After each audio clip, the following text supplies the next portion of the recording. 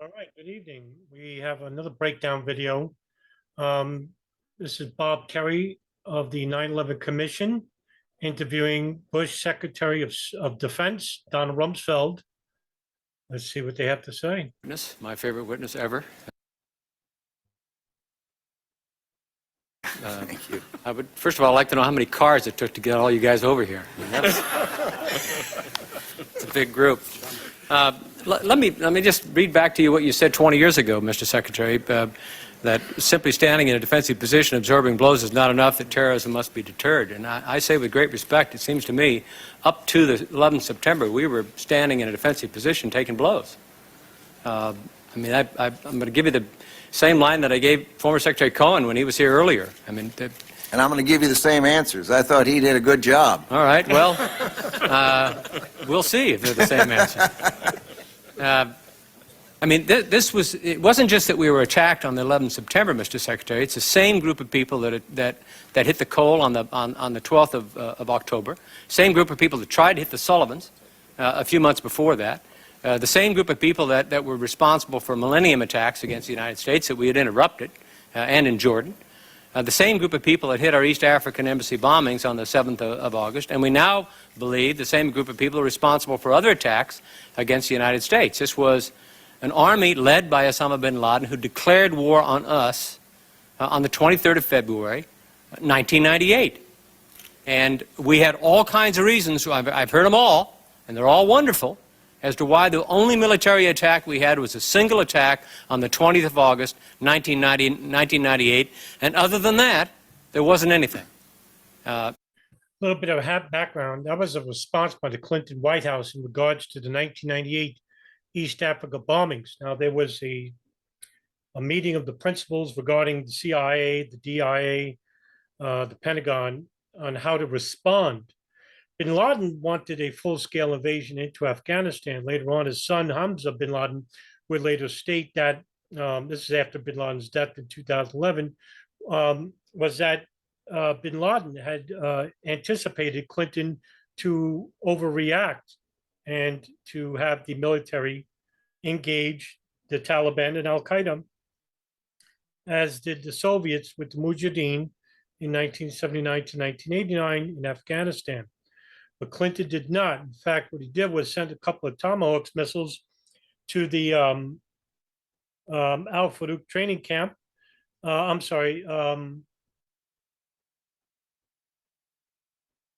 forgot the name of the camp that took a heavy loss. It was an Al Qaeda training camp in Afghanistan, southern Afghanistan, and the Al Shifa Pharmaceutical Center in Sudan. And basically, this was the only response. And bin Laden grew bolder and said that he was surprised that the United States, even after their embassies were bombed and hundreds were killed, they didn't respond in kind. And bin Laden would later say that's when they took the fighting inside the United States instead of outside of it, in the hopes of engaging them or pulling their military into a long, drawn-out war, just like the Soviets. And he got that wish after 9/11. Now, the conspiracy is, were there intelligence warnings regarding the East Africa bombings? Yes, there were. I did a whole video on this. You could look it up on my video page, intelligence prior to the Africa bombings. Prudence Bushnell, who is the Kenyan US Ambassador, basically implored the White House to beef up security. And they went and they looked and they said there were some security lapses. And then after a while, they basically ignored it. And then on August 7th, 1998, 2 embassies were bombed in Kenya and Tanzania. 9/11, even worse, because there was a ton of intelligence regarding Al-Qaeda operatives and bin Laden wanting to attack inside the United States, and they were all ignored. And 19 men as a consequence. Defeated us utterly with less than $500,000. And I ask you, wouldn't a declaration of war, either by President Clinton or President Bush prior to this, not just to go after bin Laden, But to say the DOD, the CIA, and other agencies, you got to work together. You got to put together a terrorist list of radical Islamists that we believe are connected to these things and prevent them from coming in the United States of America. You got to make sure you consider all options and possibilities that might be used against us. You said you received no specific intelligence about the possibility of a plane being used as a bomb. But Mr. Secretary, That's not true. I mean, and I think Kerry's going to wreck him here. We have, and I stated this in other breakdown videos where this has come up, there were reports that they wanted to use planes as weapons, and to go as far back as, you know, the early 1990s, when the Abu Nidal organization had allegedly met with bin Laden.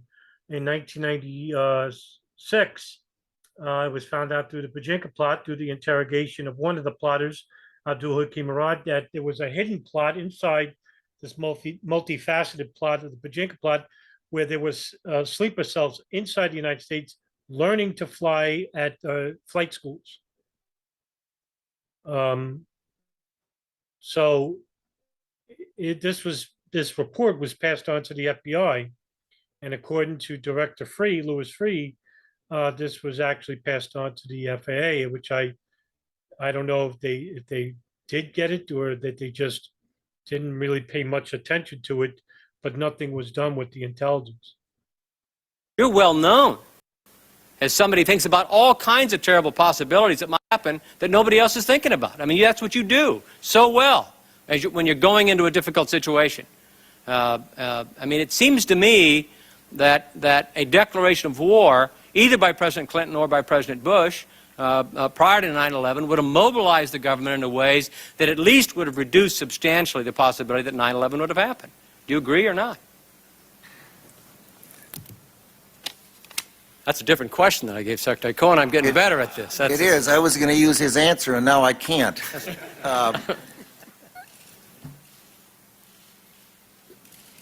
Possibly. Let me put it that way. The problem with it sounds good the way you said it. I try to put myself in other people's shoes, and try to put yourself in the shoes of the new administration that had just arrived. And time had passed. We were in the process of bringing people on board, and the president said he wanted a new policy for counterterrorism. Making a declaration of war in February or March or April, for the sake of argument, without having fashioned the policy to follow it up, which they were working on, without having taken the kinds of steps in the Department of Defense to review contingency plans and get them up to date, to get the assumptions current for the 21st century, without having tried to strengthen the special operations forces, it seems to me might have been a bold stroke that would have sounded good, but when not followed up with the kind of capabilities that we were able to follow it up with on October 7th, when we put forces and capabilities into Afghanistan, so it might not have been a great idea. I don't think it would have stopped September 11th. Well, let me put it this way to you. Let's say that the Federal Aviation Administration had heeded some warnings about the possibility of a hijacking, and had altered the procedures in American airports to prevented these hijackers from being able to get onto the planes in the first place, or had different procedures on the airplanes on the morning of the 11th September to make certain that the pilots were locked up front and that the passengers didn't remain in their seats and cooperate. Let's say, please, let's say that 9/11 hadn't happened. Would you have gone to the American people and carried out the strategy that you say you worked on all year long and you came up with on the 4th of September? Because the president had to go to the American people and said, we're going to work to eliminate the al-Qaeda network. We're going to use all elements of national power to do so, diplomatic, military, economic, intel, information, law enforcement, and we're going to eliminate sanctuaries for al-Qaeda and related terrorist networks, and if diplomatic efforts fail to do so, we're going to consider additional measures. Now, earlier in your testimony, you said all the reasons why to do such a thing would provoke angry response. Would the administration have put this policy in place were it not for 9/11? I believe we would have. Okay, one can't announce that for certainty because 9/11 happened, but it had been worked on, developed, and was ready to go into place. Well, then doesn't In June and July, when the intelligence spike took place, there were a good number of steps that were taken. My responsibilities, as you know, were overseas, not domestically. But forces were alerted, embassies were alerted, as Secretary Powell indicated today. There were a number of steps taken by the Transportation Department with respect to airlines and cautions and warnings there. So it's not as though the intelligence that was gathering had not been understood and addressed, and a great number of steps in addition to the development of the policy. Well, I taken. gotta say, Mr. Secretary, Let me stop right here for a second. The Clinton administration was much more concentrated or paid attention to the threat of Arab fundamentalism. The one saving grace of the Clinton administration regarding the economic strength of the country at the time. But later on, he would destroy it through the NAFTA agreement, but that's a whole nother argument. But there was at least some discussions about assassinating Osama bin Laden in the early 1990s, while he was living in Sudan, Khartoum specifically. The CIA brought forth a couple of proposals, and it was all rejected by the Clinton administration.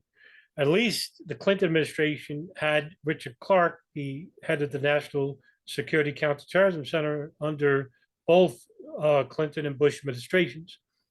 He would have a seat, a primary seat at the principals meetings, but that wasn't the case under the Bush administration. The Bush administration didn't want nothing to do really with Arab fundamentalism. And Richard Clark tried to brief the president about al-Qaeda as soon as he took office, and Condoleezza Rice shot him down each and every time.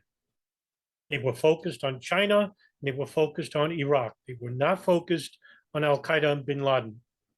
Now, in the last weeks of the Clinton administration, there was what we called the Blue Sky Memo, which basically was a Central Intelligence Agency document outlining that if the CIA didn't have any legal financial restraints to restrict them from doing illegal operations, that is to say, if the sky was blue. And the memorandum itself was inspired by the USS Cole attack in October of 2000. And I'll read the quote from the 9/11 Commission report, and I want to say it was chapter 6. Quote, no action was taken on these ideas in the few remaining weeks of the Clinton administration. National Security Advisor Sandy Berger under the Clinton administration did not recall seeing or being briefed on the Blue Sky Memo, nor was the memo discussed during the transition with incoming top Bush administration officials. CIA Director Tenet and his deputy told us they pressed these ideas as options after the new administration took office. Well, the CIA knew about the severity of the bin Laden threat, but the Bush administration did not. It doesn't help when the CIA doesn't become forthcoming with their intelligence, which could prevent, say, 9/11 from happening, when they don't share pertinent information with the FBI or with the State Department regarding al-Qaeda operatives living inside the United States. So you can see there's a problem here. So the problem isn't just the Bush administration neglecting to take serious about al-Qaeda. It's also CIA for not being forthcoming with sharing information. It's also the NSA who's not forthcoming with sharing information to the CIA or the FBI, and vice versa. You know, all these agencies who are supposed to be, you would think, if you were naive enough to believe it, that everyone's on the same page, because, you know, the defense of lives, American lives, are at stake. Well, they can give a shit. As you can see, 9/11 happened when it didn't have to. It didn't have to.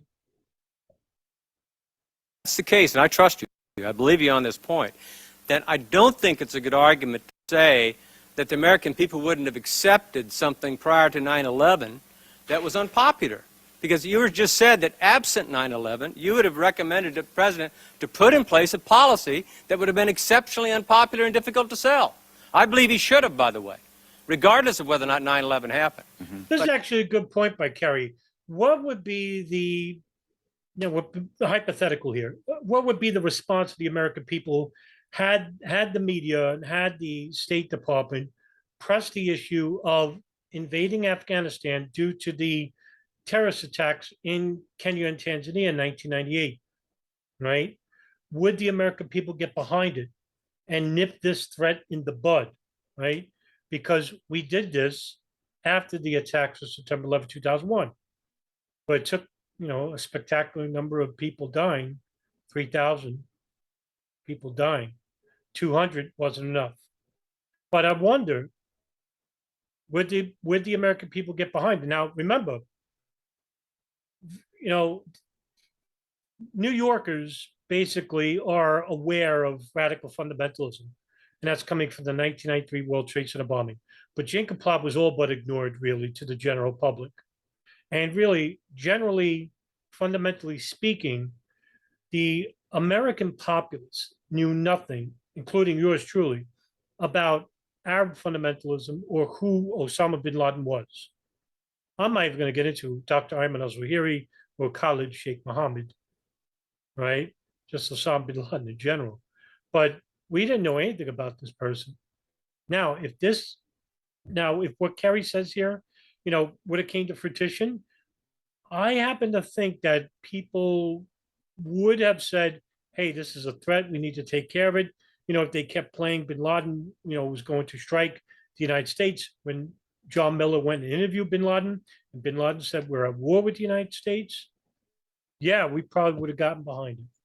But it doesn't work. The argument falls on its face if you say, please understand we could have done this before 9/11, if you say you would have done it absent 9/11.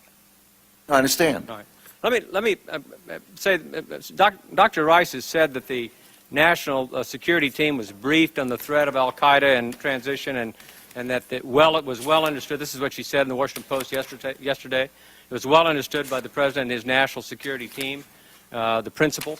In the interview that we did with you seemed not to be as clear as Dr. Rice was, or at least Secretary Powell was. And by the way, I'm very sympathetic to that, given that the Department of Defense did not have that kind of authority over counterterrorism activities. So perhaps that would be the reason you were not. But in the interview, you indicated that you didn't recall that briefing. And in your testimony, you also referenced, and I'd love to hear that even you have moments that you forget.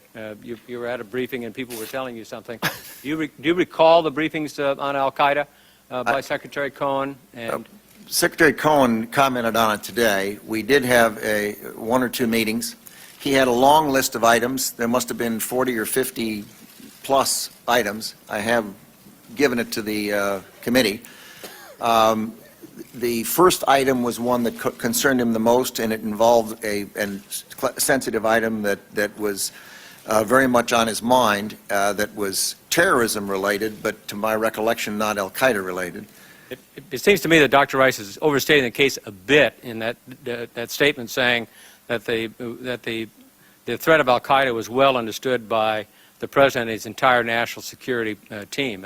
I don't think that's an overstatement. I mean, certainly the people in the administration who came in didn't arrive out of cellophane packages. But you didn't get a briefing by the counterterrorism security group, nor by Solek? I did not get a briefing that Secretary Powell got, no. I was... Yeah, listen, again, like I said, the Bush administration were acknowledging that al-Qaeda it did exist, but did they take it seriously? Of course not. I mean, read the books by Richard Clarke, Against All Enemies, Scott Horton, Time to End the War in Afghanistan, Ali Soufan, The Black Banners, Ray Nowolski, The Watchdogs Didn't Bark, Kevin Fenton, Disconnecting the Dots, and of course, Paul Thompson's Terror Timeline. Time and time again, these phenomenal authors have related to the public about and this is for the historical record because that their books are heavily referenced and have footnotes, lots of footnotes, where the State Department under the Bush administration gave no strict attention to Osama bin Laden or Al Qaeda during the years 2000 and 2001, even when the summer of 2001, the spring of 2001, when foreign intelligence was awash with the intelligence community worldwide regarding bin Laden and his wish to strike inside the United States. The infamous August 7th, 2001 presidential daily brief entitled bin Laden to strike inside the US. Now, when Condoleezza Rice actually testified and then was interviewed by the 9/11 Commission, she was not being honest when she said, I think the memo was saying bin Laden determined to strike the United States, which is a little bit different because you could basically say, oh, we didn't get any specific information about him coming to the United States where we could have vamped security. Well, that wasn't the case because the memo said to strike inside the US. Briefed by members of the Joint Because Staff nobody- and other because people in nobody- the policy departments of the Department of Defense. Let me stop it here. Because nobody wants to be held accountable for their malfeasance. And nobody was. Not by any of the congressional inquiries. Dr. Rice also said that she wasn't satisfied with the off-the-shelf military response options that were available after the Cole, the so-called tit-for-tat options that I think she was referring to 20 August 1998 against the camps in Afghanistan. Did she ask for military options, or were there military options requested during your term? Because our investigation shows that there were no new military plans developed against Al Qaeda or bin Laden prior to September 11th. I think it's accurate to say, General Myers, you may want to chime in here, but I think it's accurate to say that there were military options, and I characterize it as options and not a comprehensive plan to deal with Al Qaeda and countries that harbor Al Qaeda, but options to react, response options, military response options to deal with specific terrorist events. And I was briefed on them, as I indicated in my testimony, and I suspect that Dr. Rice was briefed on them. I can just say that I don't remember ever seeing, in the first instance, I don't remember anyone being briefed on military proposals to react to something where they were fully satisfied, nor do I ever remember military people being fully satisfied with the intelligence available. That's the nature of the world we live in. Dick, do you want to come in? Well, I would just add that we did, after the Cole, continue some of the planning that had gone on before, since 98, actually, and developed some additional options. I think we briefed the committee on those, or at least the staff. That's why I'm confused when the National Security Advisor in the Post says that we didn't have an Al Qaeda plan. No plan was given to the new administration on how to deal with Al Qaeda, and then she goes on to say that was not satisfied with the off-the-shelf options that were available, and especially in the second case, we don't see any evidence that during the Bush administration there were any new requests that came to DOD asking for new military options. If there was dissatisfaction with the National Security Advisor, you would think she would have sent a request over for alternative military options. First of all, my recollection is that Sandy Berger has agreed with Dr. Rice that a plan for the Al Qaeda was not handed from one administration to the other. And second, my understanding is that the Joint Staff, after I was briefed and asked a lot of questions, went back down and continued working on those response plans throughout that period, and that was one of the reasons why we were in a position to respond so promptly after September 11th. Is that true? That's correct. Well, I said it to Secretary Powell earlier, but I would say to you as well, Mr. Secretary, I don't understand this "we're waiting for a plan" thing at all. I really don't. I mean, God, we're dealing with an individual who's led a military effort against the United States for 10 years and has serially killed a significant number of Americans over that period of time. let me just chime in for a little bit here. The response, the key to 9/11 was the lack of a strong response by the Clinton administration during the East Africa bombings. Now, the operation was called Infinite Reach. On the day of the embassy bombings, Sandy Berger, then the national security advisor under Clinton, advised the president about the bombings. And Clinton met with a very small group of people, which was Director George Tenet of the CIA, Secretary of State Madeleine Albright, the Attorney General Janet Reno, John O'Neill of the FBI, and the Joint Chiefs of Staff, General Hugh Shelton, talking about a response to the Bin Laden group, Al Qaeda, regarding what happened in Dar es Salaam and Nairobi. And this meeting was held by the principals on August 10th, in which they decided to use Tomahawk missiles for the strikes. Now, I got the camp right. It was Al Farouk, which is based in Khost, Afghanistan. So, but it wasn't enough. Now, here's the thing. The chief of station at the Bin Laden issue station, codename Alex Station, Michael Scheuer, proposed that they assassinate Bin Laden one day when he was meeting with Yemeni princes one time. And Clark basically argued against, because we were just tying strong relations with Yemen, and Yemen is a hotspot for Al Qaeda. Scheuer was adamant, saying that he's actually there. We could use a drone predator. So that they passed the buck. The CIA, they passed it to the CIA. The CIA says, we're not an assassination unit. That changed in, just a few short days after September 11, 2001, where they finally authorized the CIA a kill list, personally a kill list. It had like 100 names on it.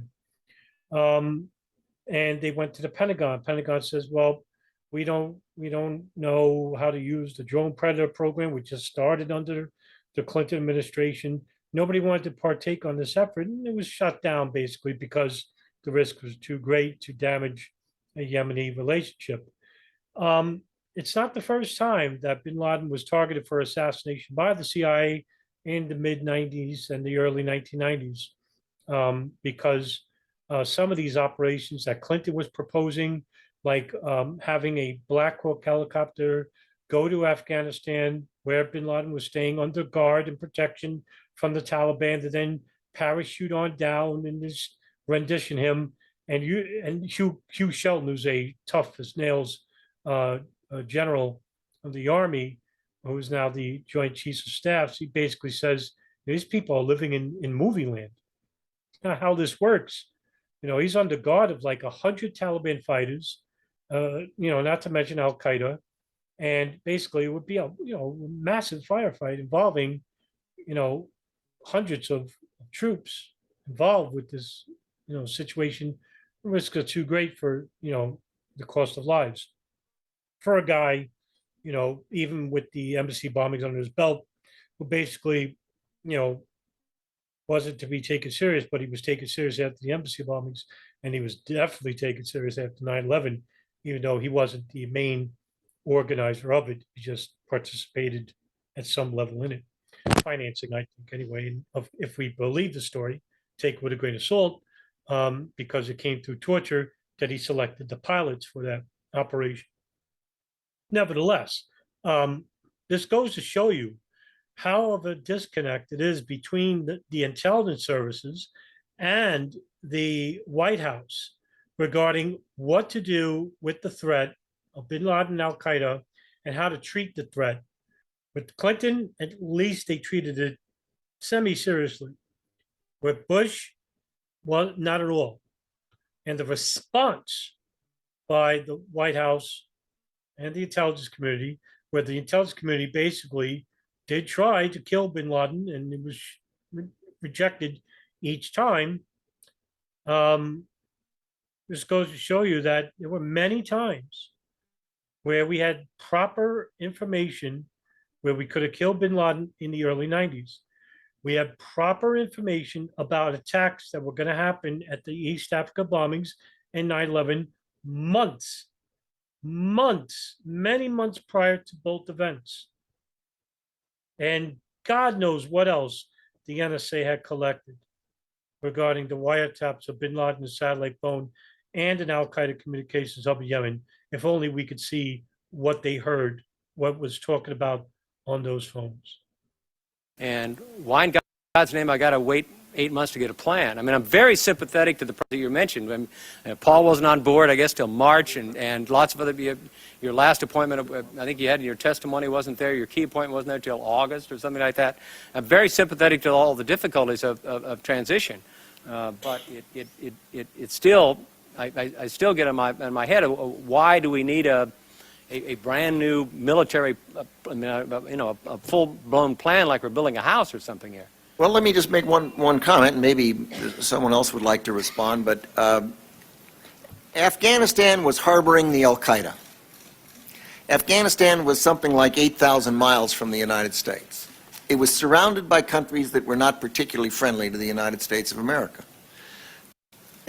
I wonder why, right? Pakistan, Iraq.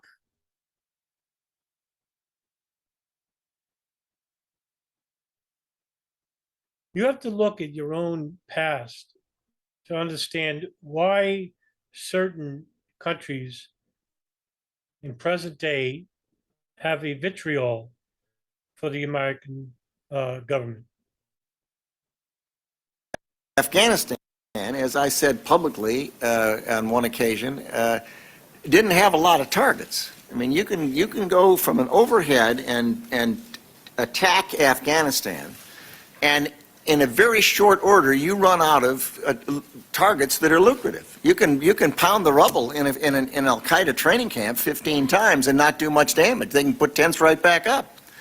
It's not like the country has suffered for decades in drought, in civil war, in occupation by the Soviet Union, and trying to deal with them from the air, in my view, and that is essentially what the courses of action were that I saw. Well, I appreciate that, Mr. Secretary, but you said earlier that even absent 9/11, your strategy would have been to eliminate the Al-Qaeda network, to use all the elements of national power to do so, to eliminate the sanctuaries for Al-Qaeda and related terrorist networks. I appreciate that.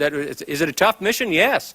But your declaratory earlier was that you'd carry that out even absent 9/11. And I would say that that's one of the reasons that Secretary Powell and I and others in the department, in the government, spent time connecting with countries in that part of the world in ways that were unusual and distinctly different than had been the case previously from the very first day of the administration. Again, funny, I don't get it with, some of these people and how they basically can just, fabricate or create a history that doesn't exist. They fabricate scenarios where their own mind, oh yeah, well, we would have dealt with the Al-Qaeda problem absent of a terrorist event like September 11, 2001. You had your chance. And this is before the Bush administration. This is during the Clinton administration where they could have destroyed bin Laden and Al-Qaeda. They didn't do it, right? The Bush administration had their chance to deal with Al-Qaeda and bin Laden. They did not allow Richard Clark, to brief them on the seriousness of Al-Qaeda, not just in Afghanistan, but also in Yemen and the Arabian Peninsula, as well as here inside the United States. The CIA certainly did. The NSA certainly did. The Israelis, the Saudis certainly did. They were inside the United States monitoring these people many years prior. Heck, you want to go even before that? Robert Wright Jr., a Chicago FBI agent during an operation called Volga Betrayal. I've done a video about this as well, where it was basically targeting Hamas and Hezbollah operatives inside the United States, right? But in his operation, they found that Al-Qaeda operatives were inside the United States and that they had connections with a number of um, very influential Islamic charities or organizations inside the United States. One of them was the Holy Land Foundation, which later on were exonerated from having any connections with the September 11th attacks, and they didn't really. Now, did some money flow to some of these terrorists? Yeah, I mean, but they deal with the majority of the Muslim public who are not terrorists. So who knows? Now the shady businesses that were dealing with these radical fundamentalists in the full knowledge of the FBI. We're monitoring these people. Now, Robert Wright Jr., who blew the whistle on this, got in trouble, basically was called a renegade, and, from his own agency, no less. And we show, I mean, when Louis Freeh, who's a strong friend to King Fahd, the Saudi king of Arabia at the time, the Khobar Towers bombing, where the FBI was basically trying to investigate that. They were basically circumvented,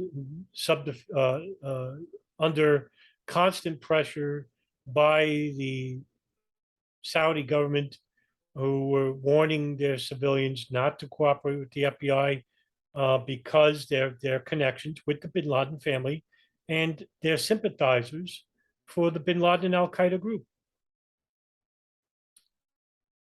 So, all right, that's it for this breakdown video, and see you in the next one.